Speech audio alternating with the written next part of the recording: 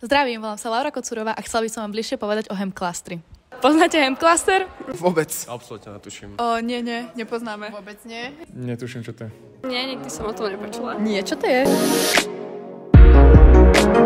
Hempklaster je zameraný na výskum a vývoj nových a inovatívnych konopných výrobkov s úlohou kooperatívneho rozvoja konopného priemyslu a na technologicky orientovaných spoločností. Dekortikátor je zariadenie na prvotné spracovanie konopnej slamy, ktoré oddelí vlákno od zvyšku drevnatých triesok, ktorým sa hovorí pazderie. Pri využití pazderia existujú dve technológie. Pri suchej technológii sa vytvárajú lisované dosky z konopného pazderia, ktoré sa dajú na konci životného cyklu recyklovať.